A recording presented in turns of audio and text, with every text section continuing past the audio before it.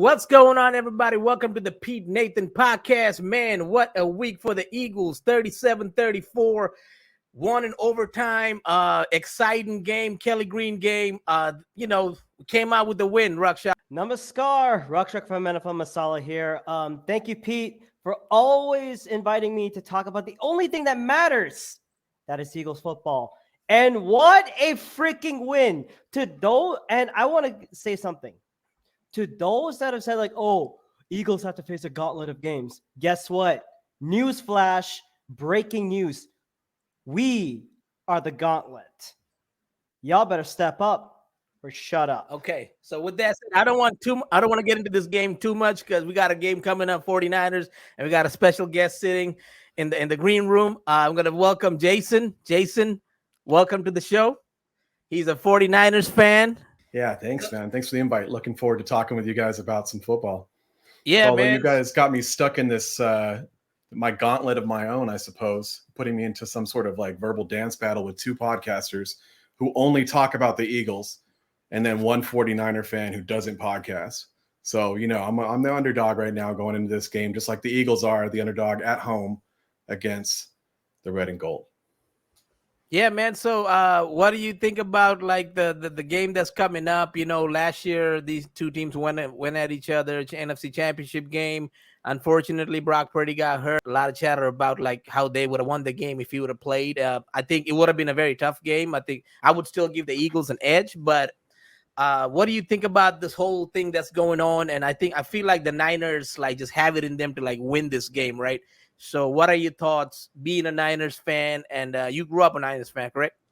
Yeah. I was born with the red and gold blood. My dad was a Niners fan, grew up in South City. So he was like right next to the Burlingame Stadium, Candlestick. And so, yeah, man, I've been a Niner fan since I was born. But yeah, I'm excited about this game. And I think, like obviously the 49ers have had this circled on their calendar from, the beginning or the release of the schedule this year. And all the fans are looking at it the same way. I think, if you go back to that game, the Eagles were winning when Brock got hurt. But if you look deeper into that game and kind of play back some of the main things that happened, like, Bosa got banged up, in that game prior to Purdy getting hurt. Warner got banged up in that game prior to Purdy getting hurt. And then, you took out our backup quarterback, with a concussion. I mean, it was just thing after thing after thing, and we didn't even have a third string quarterback to throw in there because we were already on our second string. And so, it is what it is. I mean, 4 quarterbacks in one season, it was jinxed. But this year's things are different. We got a healthy squad going in and some new players that are making everybody play better. So yeah, it's going to be interesting. It's going to be a completely different matchup. The Eagles been having like the comebacks, and they're one of the best teams when they trail, right? Especially when they trail. So how do you think the team should exploit? How do you think the 49ers will exploit the Eagles' tendency? Like, given their slow start, what kind of stuff that you guys can capitalize, especially on your defensive gaps, especially we're missing some players this week on defense, like one of our tackles, right? Rakshak, correct me if I'm wrong. Is Fletcher Cox playing this week? I think like he's resting at the moment, but I think the biggest concern is going to be our linebacker, Zach Cunningham. He's probably not going to be playing. So we're probably down to 2, which was like Nicholas Morrow and Christian Ellis. And the Eagles will probably activate from the practice squad, Ben Van Sumeren. Not looking good. So yeah, the linebackers are not as good for the Eagles, and you guys have been running with Christian McCaffrey. So how do you think you guys exploit us? Well, I mean, that's the whole, right? I mean, without Fletcher Cox, or if he's even, limping around with a bad groin for the whole game, you just run it straight up the gut and juke left and see, if Milton can hang on, or I don't even know who your backup is, but let's see. Yeah, Morrow. I think it's Milton Williams might be coming back. Yeah. Milton Williams and Ellis, right? Yeah. Ellis is the guy. Ellis is the linebacker. Yeah, he's definitely a special teams guy, so he's definitely not a starting linebacker, but and he's the guy that's going to fill in for Cunningham. That's what happens around this time. You have to play with the guys you have. So Yeah, I mean, so you're going to see McCaffrey run up the gut a lot. There's going to be a lot of those plays, taking advantage of the middle, and you're going to see a lot of check releases, where McCaffrey's going to drop back into pass coverage and then release into the middle of the field and test the pass coverage. Because I don't think without Cunningham there, and he's the guy, right? He's your pass coverage run linebacker. Without him there, it's going to be a tough assignment, right? Run stuffing linebacker. Yeah. Yeah. So that's going to be the big thing we do from an injury play standpoint is testing those weak points in the defensive line. Sounds good. So Rakshak, I have a question for you, man. So from the Eagles' perspective, how can the Eagles overcome these challenges? How do you capitalize on the Niners' weakness on their defensive schemes? Because we know one of the players they're missing is Talanoa Hafunga, right? Like their safety. I think, honestly, but the way that the Niners have been coming, even though they may have lost Hafunga, I believe he's out for the season, correct? Yeah, I think so. Right? Yeah. Jason, is that right? Yeah, that's what I heard last. So I think with that secondary is a little bit shaky. So we could see some matchups in which but first things first, for the Eagles to win this one, they have to. And I know this is I'm beating the old drum, or as I use a term from my podcast, NFL Masala, my same old beat the dole. You gotta run. You gotta have success with the run game, and the best way you could do this, you have one of the top offensive lines in the Eagles to run the ball. And I think this is a game that you have to use DeAndre Swift, and I hope you're listening, Brian Johnson. I hope you're freaking listening, Nick Sirianni. Use Rashad Penny. Why the hell are we using them? We only played him for 2 snaps against the freaking Cowboys, and then that was it. But other than that, with the way Steve Wilkes plays, he plays more of a bend don't break. I'm guessing a lot of zone coverage that he plays. Because if that's so, I think, and of course, biggest key is going to be Fred Warner, because he can run sideline to sideline and he is fast. So what I would think, I could see the Eagles go 11 or 12 personnel. They've been running a lot of 11 personnel so far, ever since Goddard was out, and they've had success with it. And I think, even though you don't have Goddard, and I think this could be the time in which the Eagles I think they still go 11 personnel, but you have to lean on with the run game. You do not open the game throwing 3 straight passes unless you have the proper matchups. And I think this could be in which Devontae Smith and AJ Brown, I think they have the better, if it's a one-on-one matchup, I would trust AJ Brown and Devontae Smith all day, unless the Niners play a bit more zone. And I could see them going short, medium routes for Jalen Hurts. Go through your. If you have to throw check down to get those first down yards, and then draw a proper zone QB's run, not something that you put on 3rd and 15. And please don't throw screens to Julio Jones, by the way. And I think and unfortunately, this is where I think you need to have the tight ends, but since they don't have it, you could see a lot of 3 or 4 wide receiver sets. Hell, I think they may go empty backfield, but start with the run game and try and exploit more with some play action. And that's really helped Hurts a lot. Start with the run, build up with the play action. And if you're getting those one-on-one matchups, I think this would be another big game for Devontae Smith, or hell, even AJ Brown. Jason, thoughts? Yeah, you guys are missing both your tight ends. So that's unfortunate. Dallas only has one arm. Rest in peace. Forearm injury, broken. I think he broke his arm, right? It was. Yeah, no, he did. Yeah, but But he can. Yeah, it's not that bad, or something. He's coming back in a few weeks, I think. Yeah. No big deal. Just a little broken arm. It's a flesh wound. Just a minor break, nothing major. 3 weeks. Zach some stem Ertz cells. got released, right? Zach Ertz got released. Maybe man. he comes back to the Eagles. I would love that. I got mixed feelings about it. As much as I love her. Oh, really? No, I love Zach Ertz, and I think if he plays for if you're able to sign him and use him for a cheap minimum deal, but the thing is, he won't be seeing a lot of snaps because when Goddard comes back, it's basically technically his team now, and I don't think, and then it's again, too many mouths to feed. AJ Brown will want his touches. Devontae Smith will want his touches. Hell, even OZ, who's doing more than what Quez Watkins has done so far in this entire season. Right. And hell, even Julio Jones, as long as it's not a screen pass. Yeah, be too I mean, many. I think Julio can beat linebackers. They just can't beat like the Niner linebackers. Julio can beat like Fred Warner or Dre Green. This goes too fast, right? Yeah, Like Julio can beat like a banged up linebacker. Like, you know, he's like not a like top tier guy, right? Like, I mean, 49ers, their defense is good. Like, they're really sound. You know, defensive line is incredible. Linebackers are. I mean, if they had a Funga back there, like, Oh God, yeah. there's no way we win this game, man. Like, I mean, I'm still scared about this game. So, with that said, Jalen Hurts, you know, have the knack for excelling under pressure, doing really good, especially this year. You've seen a different type of Jalen Hurts than last year's. Like, you know, we were blown out teams. It's also a cupcake schedule. This year it's like a harder schedule. We're actually playing real teams like the Chiefs, the Bills, now the 49ers, Dolphins. Jason, this question goes out to you. How would you guys contain somebody like Jalen Hurts? Now that you have a really good defensive line, you got what is this? Chase Young, right? Chase Young and Nick Bosa, both the Ohio State guys going on the edge, and you guys got good guys in the middle too, like Armstead and Hargrave, right? And there's other guys behind them. So how do you guys do that?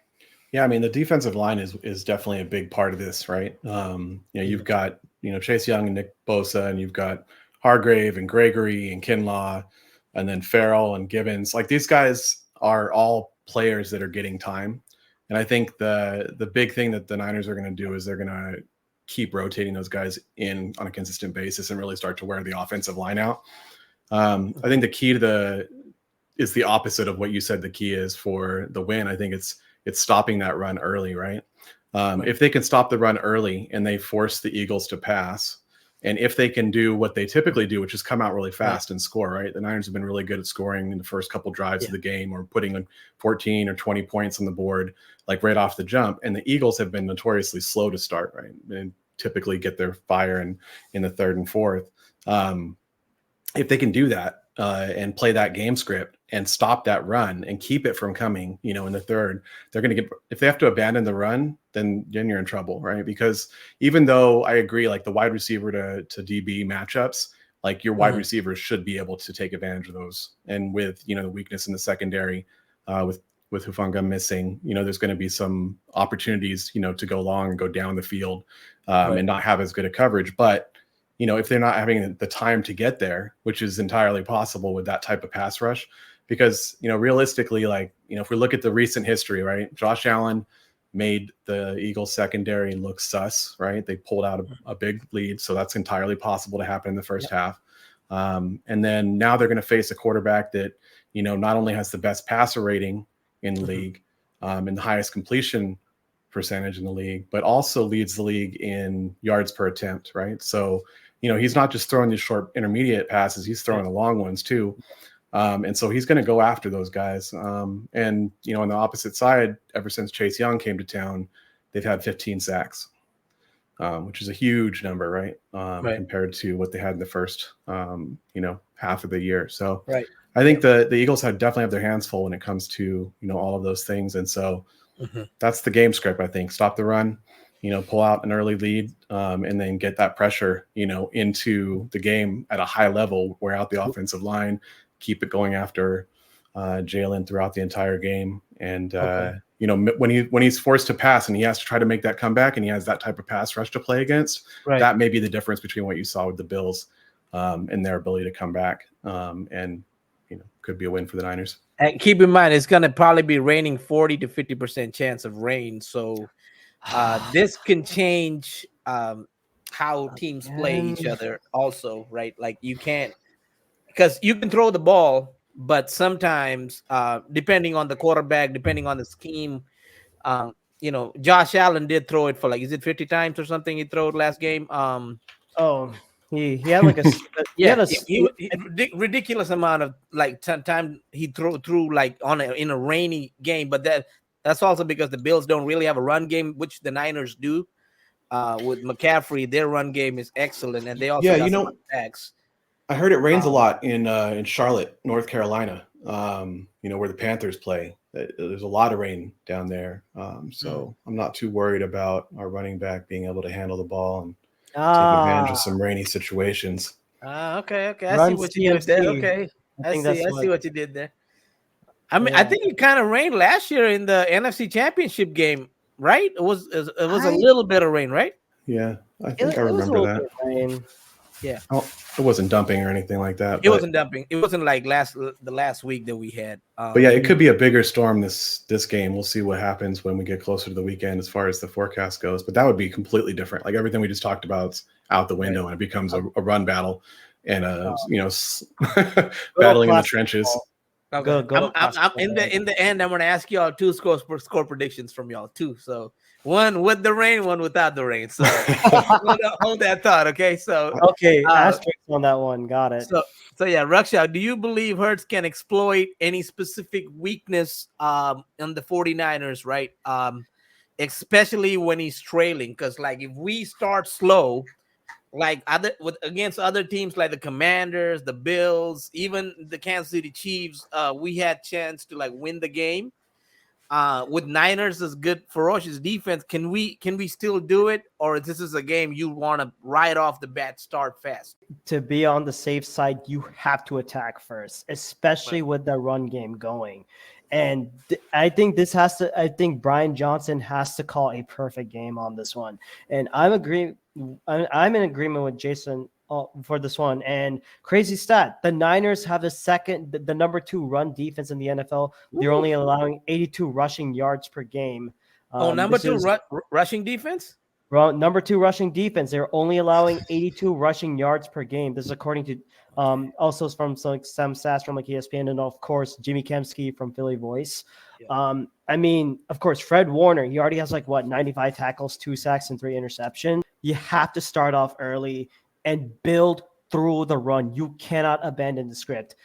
I mean, the Bills are they've had a good team, but unfortunately, this is not Sean McDermott that we're facing. This is Steve Wilkes. He's basically using kind of a little bit of the same concept that Robert Saleh and D'Amico Ryans have installed. I think they go like a wide 9, I believe, Jason.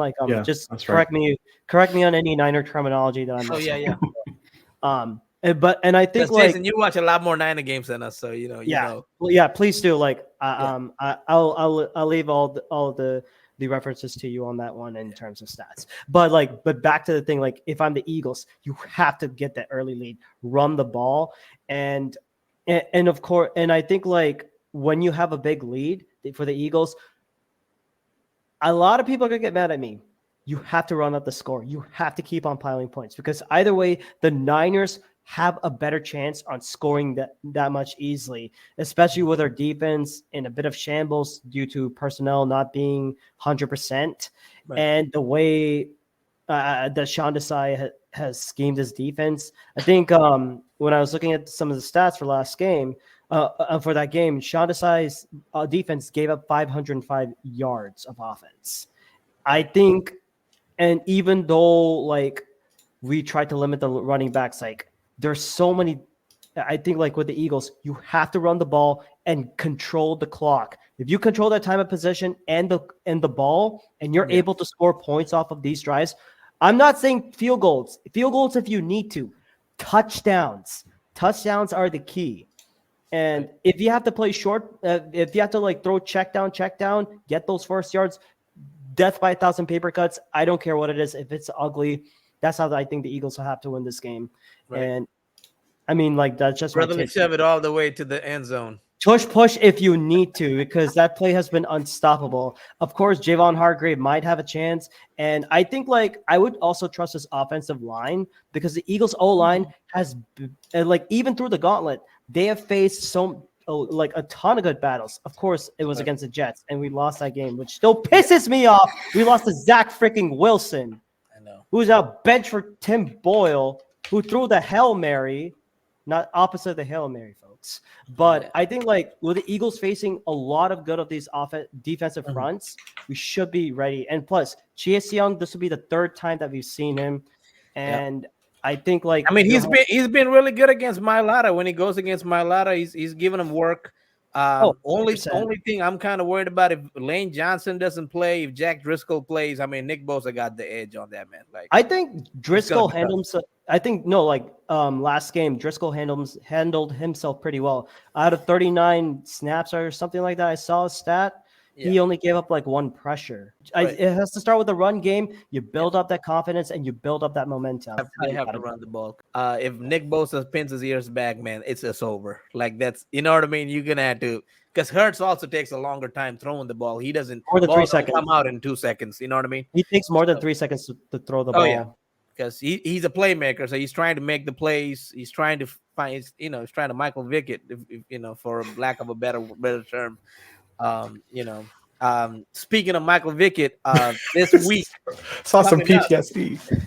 This week coming up, it's Deshaun Jackson retirement week. So all Eagle fans, wear your number 10s if you have your Deshaun Jackson jersey. For Deshaun Jackson's sake, for our sake, I hope the Eagles get a win. But with that said, Jason, how much confidence do you have in Brock Purdy's ability if you guys are behind? If you're on the lead, I know you guys are pretty good at keeping the lead and winning a game, but like how confident are you if you guys are behind like a touchdown or two? God forbid the Eagles start fast, right? How confident are you? Because I feel like the Vikings game and the Browns game was a little suspect. It was very sus because I think like there were a bunch of injuries during that side, but I apologize. Jason. No. I mean, it was. I wanted to stop and ask what that look was when you heard Pete say Michael Vick. It was almost like PTSD had struck you for a second, and you were. I think like with Michael Vick, he did a lot of good things, but I think like there were some games in which I think he overdid, like with his running around and throwing. And I don't know why it kind of reminded me of like Donovan McNabb, except because McNabb will do the same type of shit. And I've also seen that when I saw Patrick Mahomes play live at Texas Tech. By the way, Reckham Tech for anyone. I did see Mahomes play, and he will do the same like magic wizardry shit. It always freaked me out because I'm like, oh God, don't do something stupid. Don't do something stupid. Oh, he did something great. And I think I've seen a lot with like I've seen a lot. I mean, that's why I love those players. Like that you got to live and die with that because it's like you can't just have a Jalen Hurts all the time.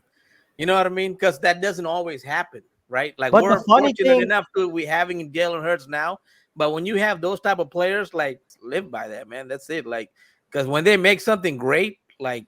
It's absolutely great, right? Like especially with Mike Vick and them make plays, like it's like electrifying. That's like highlight reel kind of place, like So I agree. With Colin Kaepernick used to do the same thing, right, Jason? There's my Michael Vick. Yeah.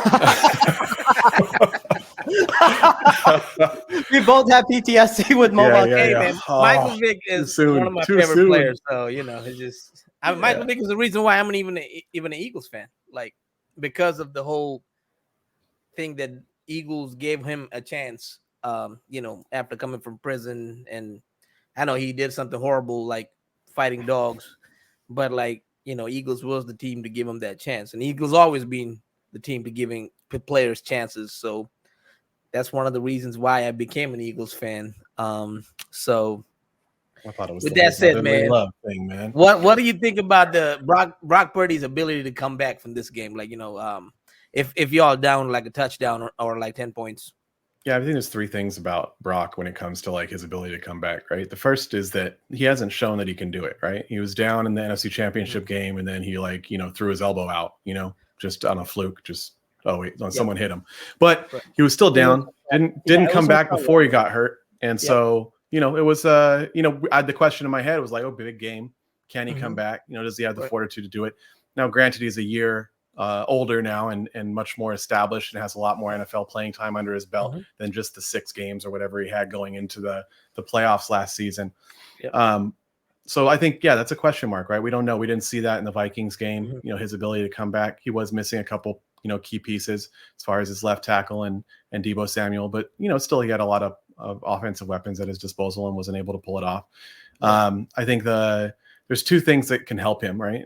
If he can't do it by himself, you've got a defense that's going to be swarming the entire game.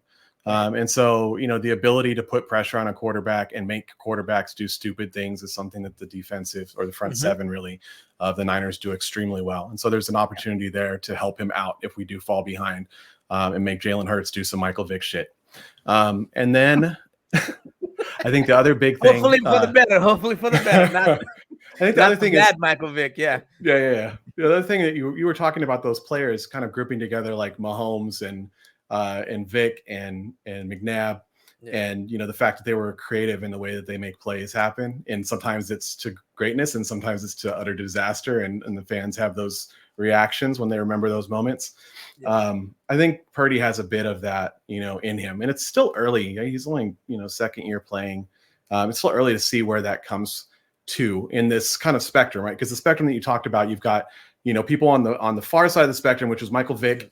Throughout most of his career, he was a little bit better by the time he got to the Eagles. But if you look at Michael Vick in the Falcons days, like, man, if you talk about PTSD, that guy threw so many games from doing stupid stuff. Now, he was amazing to watch and had far more incredible escapes back then than he did when he came out of prison and played for the Eagles. But it was still, he made poor decisions, right? It's poor decision making, overestimating his ability. To his defense too, I think Michael Vick, like one of those guys, he said like he threw away the playbook. Like he never looked at it because he just relied on the athletic ability, and he wasn't coached right with the Falcons. When he came to the Eagles, he had Andy Reid, and he's coming as like a changed man, right? So he was able to actually learn the playbook, become a better pocket passer. I think that's what happened. Sometimes these players just relied way too much on athletic ability instead of like learning the playbook. Yeah, longevity kind of comes into play too. Right. I think that's a huge part of like a quarterback's progression when they're even Jalen Hurts. I mean, as a running quarterback or someone that can run as a viable option in the offensive scheme, the being safe with your quarterback from an offensive coordinator standpoint or just the quarterback themselves, they dial it back as they get older and as they feel more and more of those hits and realize like, hey, I want to play for a long time. I need to stop taking so many risks on a regular basis.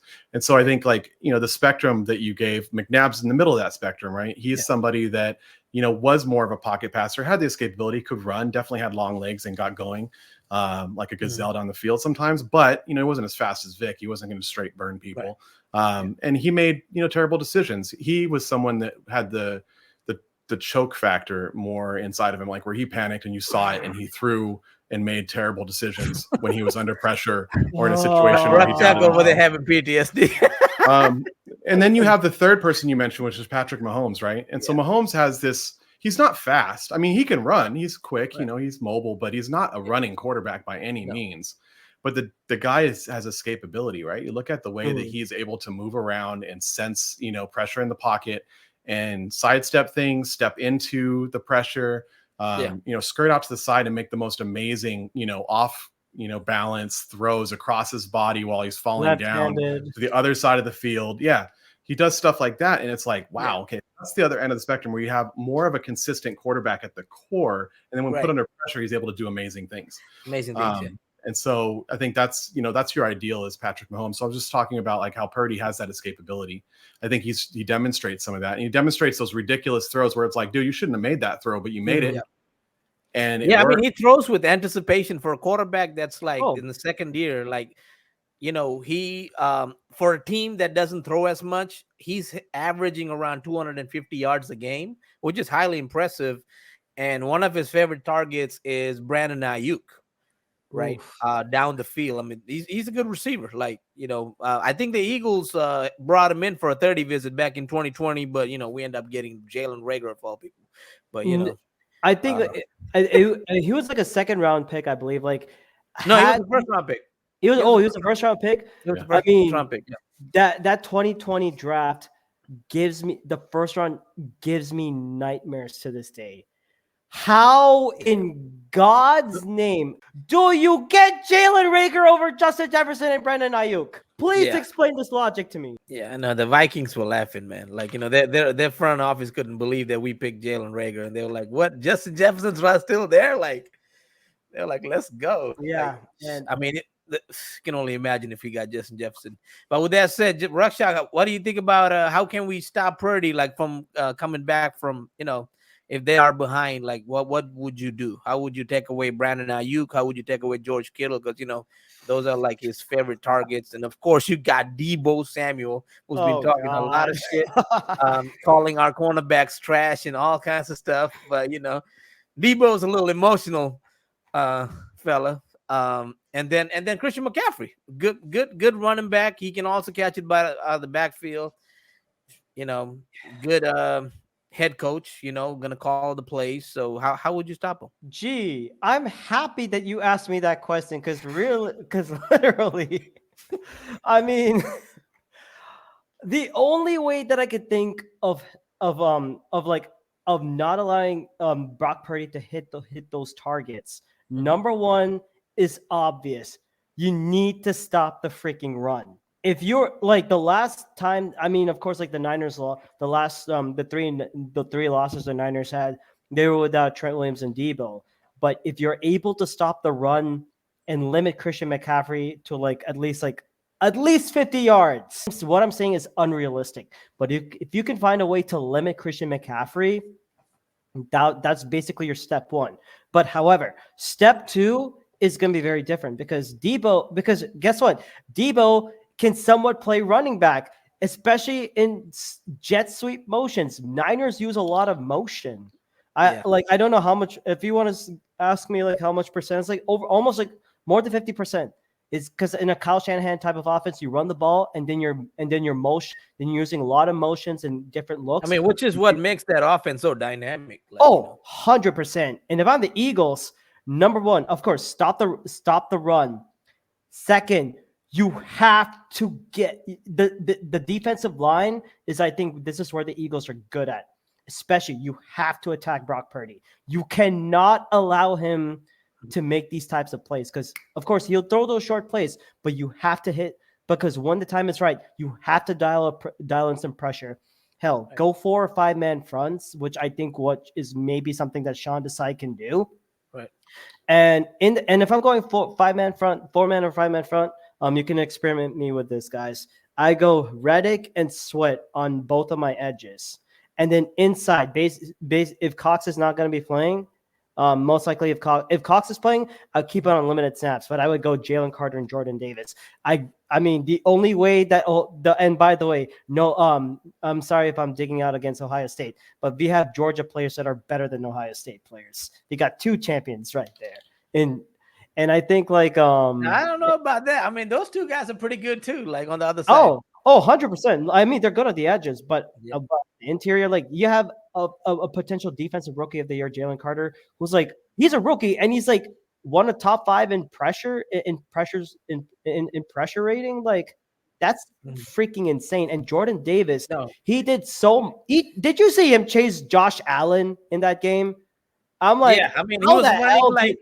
For a guy who's 370 pounds, he was trucking, man. He was running like 17 miles an hour almost. Yeah. Did you see the game, Jason? The big fat guy, like he was just going like. Those guys have fat boy conditioning. It's insane. Yeah. And the speed, like they played running back when they were like 7. Probably all guys guaranteed, and they just ran and no one could tackle them, and they were dragging them down the field. You could just see little kids playing football like that. So they're quick athletes for sure. Yeah. But back to the point, like stop the run, and of course when you're going 5 man, I'd rather go Jalen Carter and Jordan Davis. If Fletcher Cox and Milton Williams are able to come back, I'd keep a defensive. I would keep it on a count, like on a snap count, especially. Yeah. And the second, I would also throw in BG in a NASCAR package every now and then. I wouldn't mind that, but the biggest issue for me is the secondary. How the hell are you going to get your defensive backs going up against a motioning Debo, who is probably going to he's going to be breaking some ankles. Let's understand that. And Brandon Ayuk, he has great, and it's going to be and tough, George man. Kittle. Like I honestly think the Eagles may have to play some zone in this game, but if I have one man who can try and match up against Ayuk on single man coverage, you got to put Darius Slay on him. You have to put Darius Slay on Brandon Ayuk. That'd be your best chance. Hey, if Ayuk beats Slay, I mean, like, hey, at least we tried.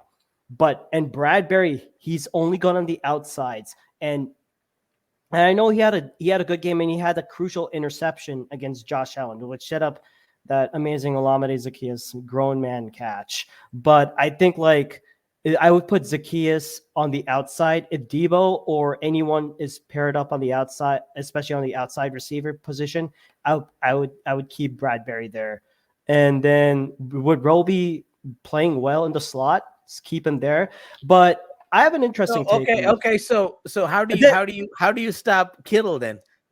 I got a crazy. They're gonna kill you with Kittle. 3 looks. You got to give a 3 safety option. What would you do? You can't run a cover 3, man. You can't run a cover 3 against that pass rush. No, we're the ones giving against that pass attack. I mean, I'm just throwing down hypotheticals. Yeah, you can't because there's too much short yardage, especially with your middle line or your weak side linebacker when Cunningham out. Yeah, like it would be like it's going to be tough to throw people over the top like that when you don't have the middle coverage against that pass attack. And I mean this is like one thing, but maybe we could try and see. And I also want to see like more snaps from Nolan Smith, because I know he only had like 6 snaps, but he had like 2 QB pressures, and I think like maybe we could see a little bit dialed up more on that. But he has to play on the edge. He has to play him on the middle. Don't make him a linebacker. Like, don't make him an off-ball linebacker. So they probably go like 5. Then they probably have to go like a 5-man front and 2 linebackers. You got to rush with more than 4. Yeah, I think. You got to go 5. You got to go 5-man front. And unfortunately, I don't think that. I mean, you have to put Darius Slay on Brandon Ayuk and pray to God that whoever you have match up can play proper zone. I think. Maybe we see like Bradley Roby in the slot, and you need some safety help. I honestly don't know, man. On this one, Bradbury's already got emotional problems going on this week. With Debo talking trash. I don't know, man. I think he's up against Debo. Man. He's not gonna. I don't know. I'm not saying it's gonna be a fight. I'm just saying he's gonna be under his skin. You know what I mean? Like when you get a little bit upset about something, and your mental capacity goes down, decision making gets hindered. I mean, I think that's why I appreciate this game a little bit too, because like the art of like talking shit, we have lost it on current NFL, right? And like 10 years ago, like before that, right?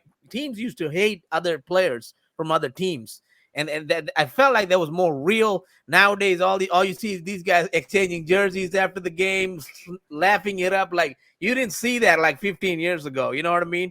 Oh no! Like Ray Lewis was like dialed up even after the game. Like he probably will knock you out after the game. Like I feel like that's lost now. Let me remind you of a man who changed his last name to Ocho Cinco. Like when it comes to shit talking, like that's what we had back in the day was shit talkers like that, and like Terrell Owens running to the center of my the God. Stars. Yes. And it's not every Dallas glorious. fan in the world forever. That was the good old days. I feel like talking shit is kind of a lost start. Like I think Debo's trying to bring it back. Bradbury just being classy. And one more thing I have to say, the only way, and I mean no disrespect, but I think the only way the Niners win this game is if they do not put a 3rd string tight end to stop Hassan Reddick like they did last time. I mean, that was brilliant play calling, and you saw Purdy go on. We technically saw another body bag game that day, but with all due respect, if that Eagles pass rush hits Purdy, I think we'd be pretty good. Make him run like a headless chicken. That's the quote. If you start pressuring the QB, they'll do stupid shit like a headless chicken. They will. I mean. Yeah, so Jason, with that said, Eagles have the home field advantage. And you already know how Eagle fans get in these games. 49er fans minus 3, like 3 points. I know it's minus. I'm coming back to that. Might be 3.5. Hungry dogs run faster, bro. We got them dog masks on. We love it. Well, I guess it's a question for both of us. How do y'all see like the 49ers adapting that mentality of like that home field, like even though they are not underdogs per se in like Vegas wise, but they are going into a tough situation, a tough environment to pull out a win. And I feel like this means more for the 49ers than the Eagles, let's say if the Eagles, not that it doesn't mean anything for the Eagles, it does mean like, we want to keep winning and have, home field advantage for the playoffs. But for the 49ers, it's kind of like when we played the Chiefs, that game meant a little bit more to us than the Chiefs, right? Because we lost to them in the Super Bowl. We wanted to prove ourselves that we can still beat this team. Do you see anything like that with the 49ers, with the fan base, with the players? How are you feeling? Yeah, I mean, I definitely think it's that type of game. I think you're right, spot on as far as like the same thing, your redemption game against the Chiefs, Right. the same way they're going to go into this game. Because I think the Niners believe they could have beaten the Chiefs. You know what I mean? If they had gone all the way. I think it's just that game, the second half, right? There was no quarterback. There was no passing. They didn't throw the ball forward in the second half of the game. So, I mean, it wasn't really a game anymore. Like the first half, the game was over.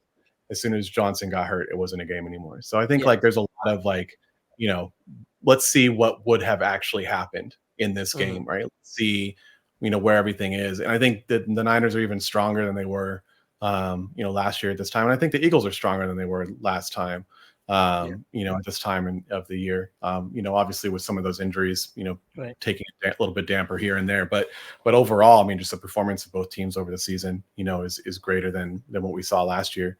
And so, yeah, I think there's going to be a lot more drive and satisfaction from every little win, that happens. Like there's going to be more energy gained by pissing off the home team and silencing them. So if they do pull ahead, that's going to be something that the Niners feed off of. It's going to make it a lot harder in the second half for Jalen to do Jalen things, with the entire team feeling some kind of way about winning. So Rakshak, as home underdogs, right? As home underdogs, 49ers, they circled this game. Obviously, we circled this game. How do you come away with the win against a really good team? I feel like the 49ers is probably the best team in the NFC other than us.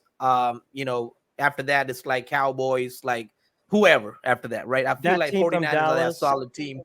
Right, that team from Dallas that we, They're sus. But here's an interesting stat, right? Like, let me pull up Eagles 2010 schedule, right? Ever since Eagles had a 49ers starting QB, right? The last time we beat the 49ers with the starting QB, like we beat them before, right? But when the starting QB for playing from beginning to finish, right? It was October 10th, 2010, 49ers. We played them at Candlestick. Ooh. Okay, that's the last time we beat a 49ers team with Alex Smith. And we had Kevin Cobb, I think. And we beat them, truly. But ever since then, 2014 with Kaepernick, we lost. 2017, they didn't have a starting quarterback. They didn't have Jimmy G yet. We won, right? 2020, we won that I think game. Jimmy G was out, and then Carson Wentz ends up winning the game to Travis Fulgham, right? 2021, they get Jimmy G comes into Philadelphia, and they escape. They get a win. I mean, like that's a game we really should have won. Like that Jalen Carter touchdown didn't count, and a whole lot of stuff happened. And last year, or this year, their quarterback goes off, and then we win the game, right? So what do you think? Given all of that, like they will play a solid game. I think this game will be different compared to the other games. This is not a team that you want to give any chance to, because if you do give that, they are running away with it. You're not going to get that win. So how would you win against the 49ers? Against the 49ers, there's a quote that a famous man who wore number 62, I think he dressed up as a mummer in a mummer's jersey, mummer's outfit at the Franklin Steps when the Eagles won the Super Bowl. Hungry dogs run faster. They were bet. I think the last time the Eagles were like underdogs was like in that championship game, in the championship season that they had. They were underdogs against the Falcons in that divisional round, and we had Nick Foles as our QB then. But enough of that history. But I think the way we definitely win this game, we basically have the Eagle, the energy, even with the energy that the Eagles crowd gives us, in for like the offenses like committing like false starts or giving our defense like some kind of chance to like get themselves hyped up. One man is going to be remain like ice cold and just cool and just like super focused whatsoever. Jalen Hurts will try and find ways to win the game. And that has been his mentality. Like he literally has like one emotion that's just stone cold. Unless I mean, like, and I think like the way that the Eagles like adapt or like get this, they have to start off early. They have to start strong. Right. And defense is able to get stops. Eagles got to score touchdowns.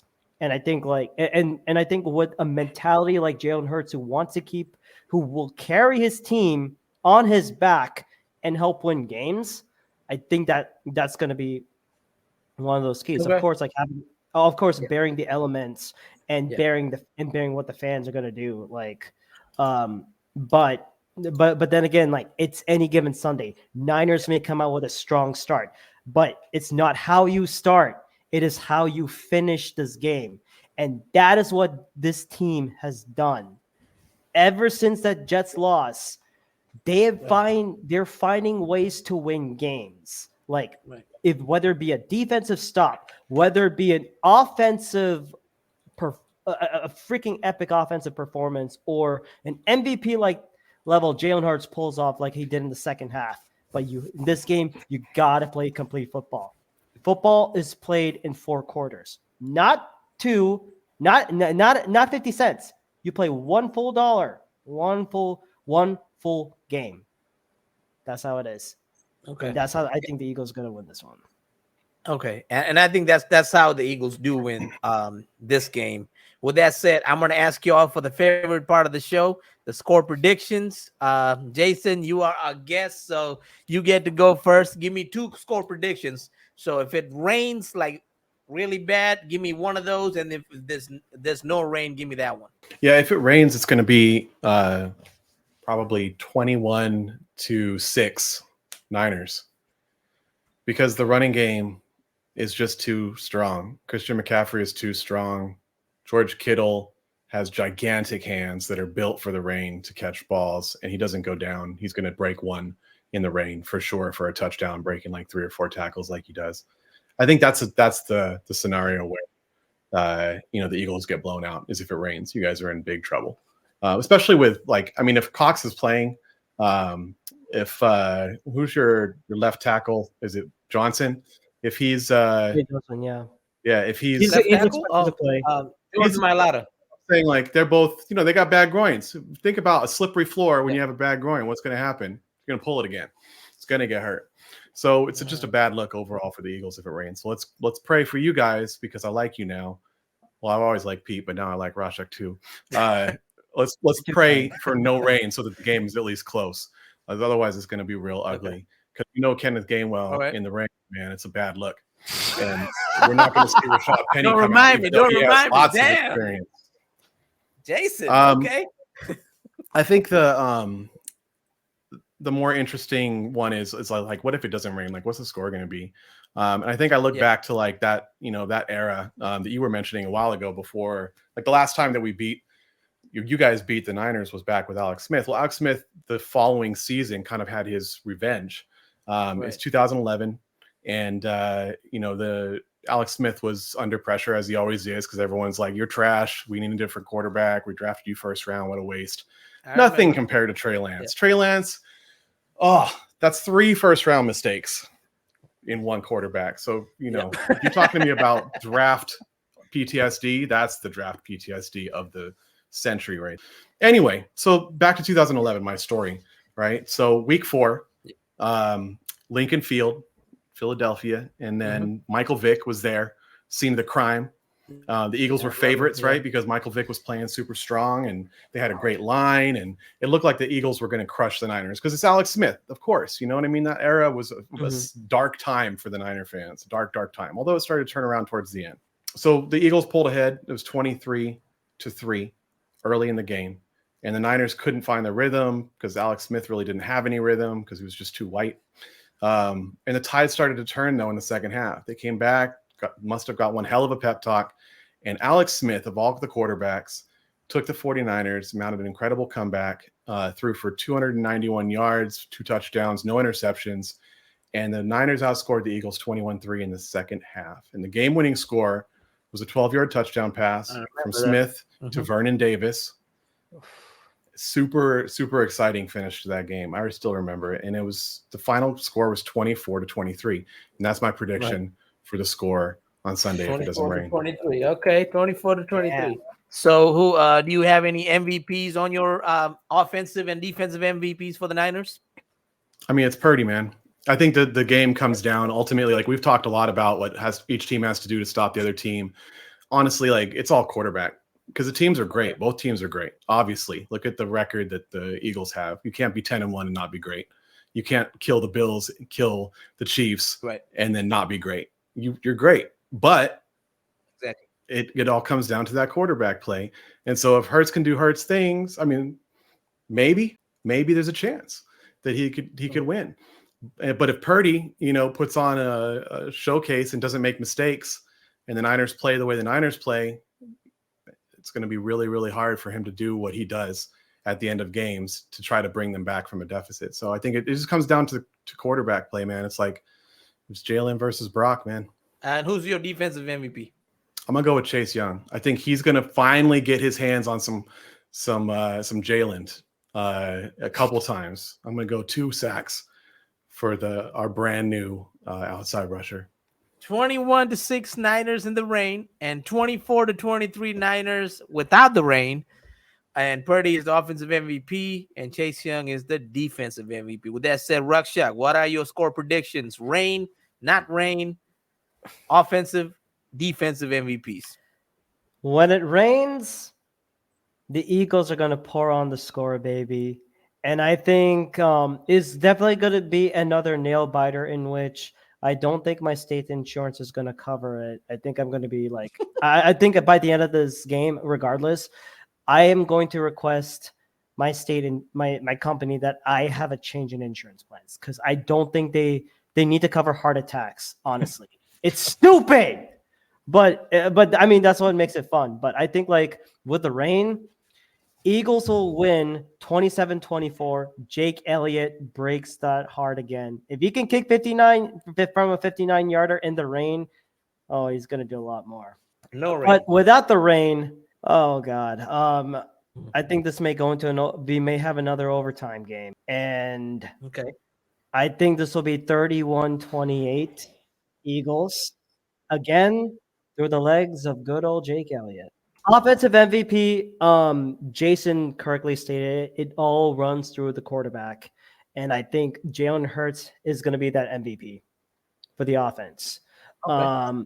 On the defensive side, I have what I call a beat the dole, which is like a segment I use from NFL Masala. Basically, it's like I'm banging the table for this thing. And first, my defensive MVP, it's going to go to Jalen Carter. He's the other Jalen that y'all need to watch out for. If he busts up that interior, ooh, my. I want to say how Mr. Pom-Pom Michael Irvin will say, finger looking good. And you know what? And guess what? I have a defensive beat the dole moment right there. I'm predicting one of the most crazy sequences that will happen. Eli Ricks gets a pick 6. I'm calling it right there. Eli Ricks pick 6. If he comes in and plays outside and he manages to grab that ball, boy, oh boy, he's gonna go fast. I'm just hoping, but it's probably not gonna happen by a long shot. But the rhyme was impressive. Yeah. Right. So I'm gonna say in the rain, right? It's 21-17 Eagles. So if it rains, I give us the edge. Now, without the rain, be 28-21 Niners. With that said, like the Eagles win the game, it's going to be because of Jalen Hurts, offensive MVP, and then defensive MVP is going to be Kevin Byard. It's going to come Kevin Byard. Okay. Kevin Byard. If we lose the game, it's obviously Niners players are the MVPs. But I think this is where I'm at. because this team does have a little bit of extra juice than we do. They are coming off of a mini bye. They had 10 days. They're playing the game the same time they would play the game in the West Coast. So the game is at 1:25 p.m. PST, 4:25 Eastern, right? For the Eagles, it's a little bit of a late game, but the last week we played 4:25 Eastern this week. So you got a whole week break. But the Niners, they got that 3 days extra. So if it doesn't rain, I will give Niners the edge to win this game. But if it does rain, I think the Eagles got it because we know how to play in the rain. Rain, sleet, or snow, the Eagles ready to go. Like Jalen Hurts likes to say, right? So with that said, Rakshak, let them know where they can find you, man. Well, you can find our podcast NFL Masala on the following platforms: Google, Spotify, iTunes, and Pocket Cast. You can also you can also find our we also have an Instagram handle, which is all lowercase at NFL Masala 2022. Sounds good. Hey, Jason, you got anything going on? No. Any Nothing shout to outs, promote, any handles, anything like that? I just want to say thanks for having me, guys. It's been fun hanging out, talking football, talking Eagles, 49ers, and looking forward to Sunday. Yeah, man. I mean, thanks for coming in on a short notice too. Appreciate you. And you can find the Pete Nathan podcast on Spotify, Apple Podcasts, and we're also on Amazon. You say, Alexa, play Pete Nathan Playbook, and it'll play for you. All right, y'all. So we'll catch y'all next week, man. Thank you.